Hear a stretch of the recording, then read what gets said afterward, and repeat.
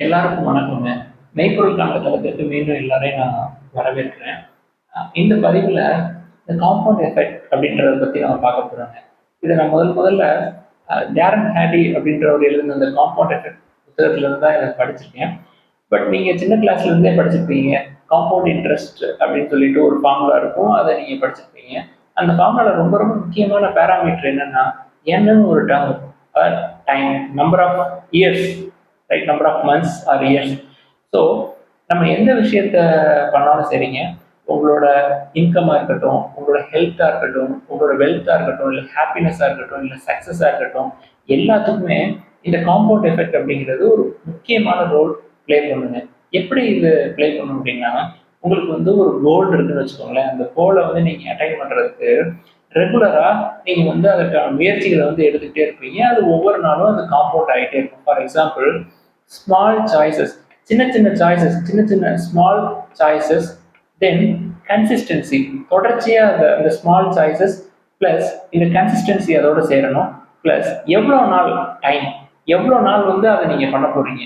இந்த மூணையும் நீங்கள் ஆட் பண்ணீங்க அப்படின்னா உங்களுக்கு உங்களோட லைஃப்பில் ஒரு ரேடிக்கல் டிஃப்ரென்ஸ் இருக்கும். ஒரு நினச்சே பார்க்க முடியாத அளவுக்கு ஒரு பெரிய டிஃப்ரென்ஸ் இருக்குங்க. இந்த ஸ்மால் சாய்ஸஸ் அது ரொம்ப ரொம்ப சின்ன விஷயமா கூட இருக்கலாம். அதை வந்து உங்கள் லைஃப்பில் டெய்லி நீங்கள் வந்து ரொட்டீனாக அதை வந்து பண்ணிக்கிட்டே இருக்கிறீங்க. பண்ணிக்கிட்டு எத்தனை வருஷம் மாச கணக்கில் வருஷ கணக்கில் பண்ணீங்கன்னா உங்களை அறியாமலே அது உங்களோட லைஃப்பில் ஒரு பெரிய டிஃப்ரென்ஸ் வந்து கொடுக்கும். அதுதான் வந்து இந்த காம்பவுண்ட் எஃபெக்ட் அப்படிங்கிறது. எக்ஸாம்பிளுக்கு, இப்போ ஒரு ஆள், ஒரு மேன் வந்து அவருக்கு வந்து வெயிட் வந்து 80 கிலோகிராம்ஸ் இருக்குன்னு வச்சுக்கோங்களேன். அதை வந்து அவர் 75 கேஜிஸ் வந்து குறைக்கணும் அப்படின்றதுக்காக ஒரு ஸ்மால் சாய்ஸஸ், ஒரு 3 சாய்ஸஸ் மட்டும் எடுக்கிறாரு. முதல் விஷயம் என்ன பண்றாரு அப்படின்னா, வீட்டில் அம்மா செஞ்சு கொடுக்குற உணவு தான் சாப்பிடணும், வெளியில போய் சாப்பிடக்கூடாது அப்படின்ற ஒரு முடிவு எடுக்கிறாரு. இது வந்து ஃபர்ஸ்ட். தென் செகண்டு, காலையில் 5 மணிக்கெல்லாம் இல்லை, 6:30 மணிலேருந்து 7:30 மணி வரைக்கும் வாக்கிங். 10,000 ஸ்டெப்ஸ் வந்து ஒரு நாளைக்கு கண்டிப்பாக நம்ம வைக்கணும். வாக்கிங் தான், 5 மணிக்கு 4 மணிக்கெல்லாம் கிடையாது, வாக்கிங் மட்டும்தான் சிம்பிளா. தென் மூணாவது, அவரோட அலுவலகம் வந்து அவர் தங்கியிருக்க வீட்டிலேருந்து 1 கிலோமீட்டர் தூரம் இருக்குன்னு வச்சுக்கோங்களேன். பைக்கில் போகக்கூடாது, சைக்கிளில் தான் போகணும் அப்படின்னு சொல்லி முடிவெடுக்கிறார். இந்த 3 மிக மிக எளிமை. வீட்டில் வந்து அவர் பயங்கரமாக வெயிட் எல்லாம் வாங்கி வச்சு வெயிட் ட்ரைனிங்லாம் பண்ணலை, எக்ஸசைஸ்லாம் பண்ணலை, ஒன்றுமே பண்ணல. வீட்டில் சாப்பிட்ற உணவு, தென் வாக்கிங், ஒரு நாளைக்கு 10,000 ஸ்டெப், தென் தினைக்கும் சைக்கிளில் போகிறது. இது 3 தாங்க ஸ்மால் சாய்ஸ். ஸ்மார்ட்டாக அவர் வந்து முடிவெடுத்துக்கிறாரு 80லேருந்து 75 வெயிட்டை குறைக்கிறதுக்கு. இதை கன்சிஸ்டன்சியாக அதை வந்து பண்ணணும் ரெகுலராக. இது வந்து ஒரு நாள் கூட விட்டுறக்கூடாது. ஞாயிற்றுக்கிழமை வருது, ஒரு நாள் வெளில போய் சாப்பிடலாம் அப்படின்லாம் அவர் பண்ணலை. ரெகுலராக பண்ணிக்கிட்டே இருக்கிறார். கன்சிஸ்டன்சியாக அந்த 3 விஷயத்தையும் ரெகுலராக பண்ணுறாரு. இது மாதிரி ஒரு 10 மாதம் பண்ணார் அப்படின்னா அவரை அறியாமலே அது வந்து வெயிட் 75லேருந்து 75க்கு கீழேயே வந்துடும். ஸோ இது உங்களுக்கு உங்களோட கோல் வந்து 75 தான். பட் அது 70 வந்தாலும் ஆச்சரியப்படுறதுக்கு இல்லை. இந்த 3 விஷயம் வந்து ரொம்ப ஸ்மார்ட்டான சாய்ஸஸ். ஆக்சுவலாக இதுக்கு பிஹைண்ட் த ஸ்க்ரீன் என்ன நடக்கும் அப்படின்னா, உங்களோட ஸ்மால் சாய்ஸ் இருக்கு பார்த்தீங்களா, அந்த சாய்ஸ் அப்படிங்கிறது ஒவ்வொரு நாளும் மாறுபடும். டிசிஷன், நீங்கள் வந்து என்ன டிசிஷன், ஃபார் எக்ஸாம்பிள் அவர் வந்து வெளில போகிறாரு, நண்பர்கள் வந்து வெளியில் இன்னைக்கு ஒரு நாள் சாப்பிட்றது கூப்பிடுறாங்க அப்படின்னா அவர் அந்த சாய்ஸை வந்து மீறாம அப்போ ஒரு டிசிஷன் எடுக்கிறாரு. இல்லை நம்ம வந்து இதை முடிவு பண்ணிட்டோம், இதை மாற்றக்கூடாது அப்படின்னு சொல்லிட்டு சாப்பிட்றதுக்கு வீட்டுக்கு வந்துடுறாரு. ரைட்? இந்த டிசிஷன் ரொம்ப முக்கியங்க. சாய்ஸஸ் எடுத்தாலும் சாய்ஸஸ்க்கு பிஹைண்ட் த ஸ்க்ரீன் வேலை பார்க்கறது என்னன்னா உங்களோட டிசிஷன். ரைட்? தென் அதுக்கப்புறம்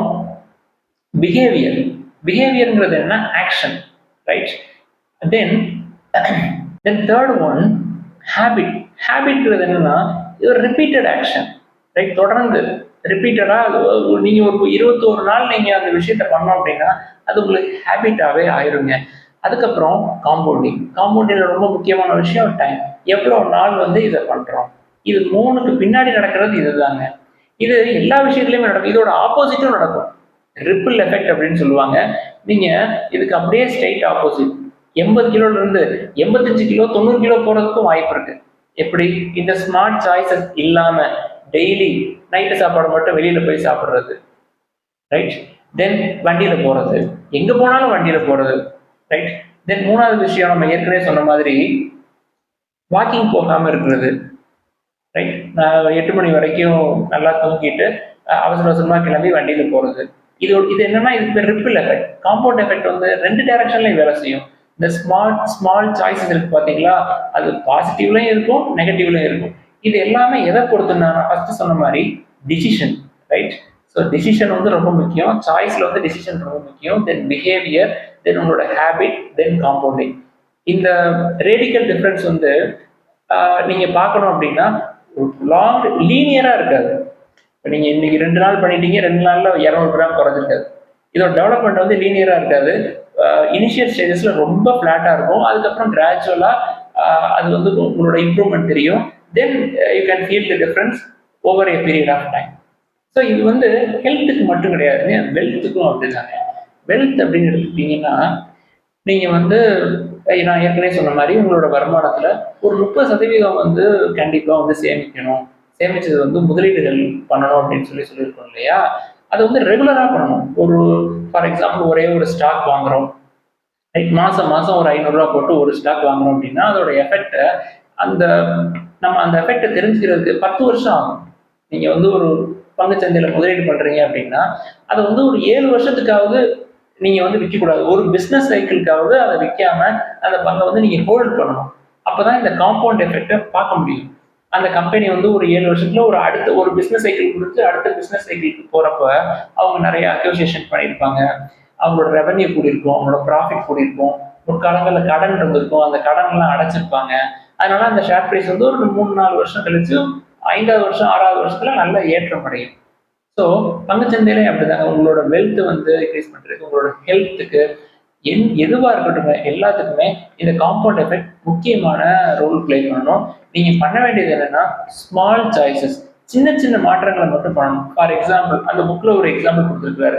இப்போ நீங்கள் வந்து ஒரு ஏரோப்ளேன் இருக்கு, அந்த ஏரோப்ளேனில் இங்கிலாந்துலேருந்து மாஸ்கோவுக்கு போகணும் அப்படின்னா அந்த ஏரோப்ளேனோட நோஸை ஒரு 1 டிகிரி டில் பண்ணிட்டோம்னு வச்சுக்கோங்களேன், அது மாஸ்கோவுக்கு போகாமல் பீஜிங்க்கு போனாலும் போயிடும் அப்படின்னு சொல்லிட்டு 1 டிகிரி அப்படிங்கிறது ரொம்ப கம்மி. அந்த டிஸ்டன்ஸ் கூட கூட அந்த 1 டிகிரி வந்து ஒரு பெரிய கேப் வந்து உண்டு பண்ணும் இல்லையா? அதே தாங்க காம்பவுண்ட் எஃபெக்ட்லையும் பண்ணும்.